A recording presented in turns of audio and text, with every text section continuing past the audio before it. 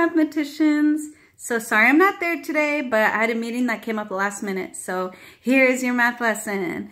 So get your handout out and we're going to look at example 1. Today we are going over something new, solving quadratics using square roots. Now, usually we solve using factoring, but in this case, we don't have A, B, C. Where are the 3 terms? So that means that we actually have to just go ahead and solve by getting x by itself.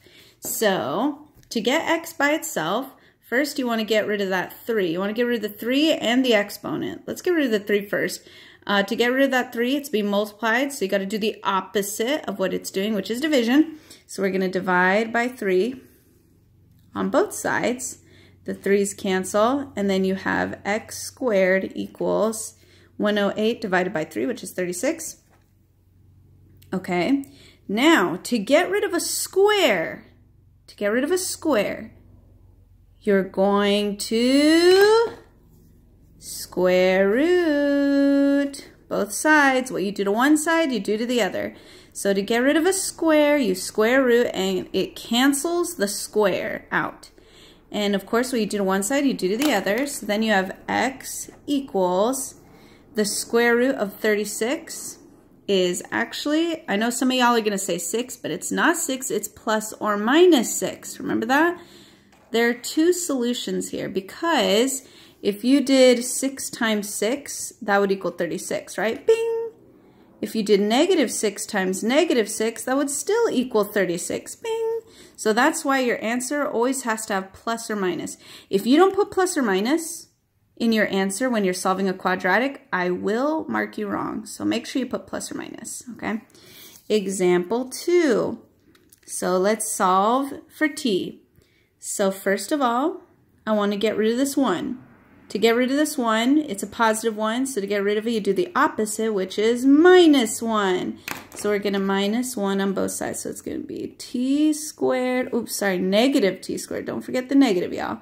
Negative t squared plus 1 minus 1 equals negative 80 minus 1. So you got to do it to both sides. So to get t by itself, subtract 1 from both sides and the 1's cancel.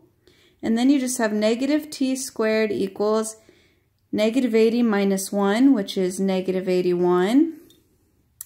And then t still is not by itself, so we need to get rid of this negative. How do we get rid of this negative? Does anybody remember? You got to actually divide by negative 1. The negatives cancel, and then you have t squared equals positive 81 now. So then, now we just need to get rid of the square. To get rid of a square, use square root. It cancels the square out, and then all you have is t equals plus or minus 9, because 9 times 9 is 81, and negative 9 times negative 9 is 81. So that's your answer. And next, example 3. If I'm going too fast, you guys can always rewind the video. Example 3. We're going to get r by itself. Let's solve for r in this quadratic equation. So to solve for r, we're going to go ahead and first get rid of this 5. To get rid of a positive 5, you do the opposite, which is subtract. So it's going to be 2r squared plus 5 minus 5 equals 37 minus 5. The 5's cancel, and then you have 2r squared equals 37 minus 5 is 32. Then you divide by 2 on both sides to get rid of the 2. And then you have r squared equals 32 divided by 2, which is 16. Now, is r by itself? No, we still have to get rid of the square. To get rid of the square, you're going to square root. And what you do to one side, you do to the other. So square root both sides. The square root cancels the square. And then you have r equals square root of 16 is plus or minus 4. Okay, So that's how you do these problems. Number 9, just so you know, number 9 is kind of messed up, so just don't do number 9. That one's messed up. And then on the back, number 19 is required. You must do number 19 to get an A for the day. You have to write your own quadratic equation as a challenge for me to solve. So write your own equation. I wrote all of these quadratic equations for you. Now it's your turn to write one for me and see if I can do it, okay? And then this one is extra credit. This is a bonus problem. You don't have to do it, it's optional. Just remember there is going to be a radical or a root in the answer. So this one is a little bit of a challenge problem, okay? When you're done with that, okay, when you're done with task 41B, you have some scratch paper. Some scratch paper on the handout table, and I want you to write down these problems. So on the handout desk, there's scratch paper. Grab one, put your name on the top, and you're going to factor all of these using what we learned on Tuesday. So I'll do one as an example for you. So there's only 7 problems, and I'm going to do one as an example. Here we go. So for number 1, we have this trinomial, and we have to actually factor it using the diamond method that we learned the other day. So if you have that green piece of paper that I gave you the other day, it will really help. It gives you all the steps and all that. So first we're going to put A, B, C. And remember A is 1. So first of all, we write our parentheses at the end. So I'm going to write, okay, I know that my answer is going to have parentheses like that, and I'm going to put X at the beginning of each parenthesis. So that's the first step. Second step, you're going to write your X. So draw the X. And you're going to put C on the top and B on the bottom. So C goes on top. So put 60 on top.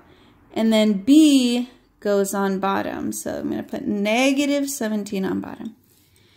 Now, we have to ask ourselves, step 3, ask ourselves what times what will give us 60. So make a little table.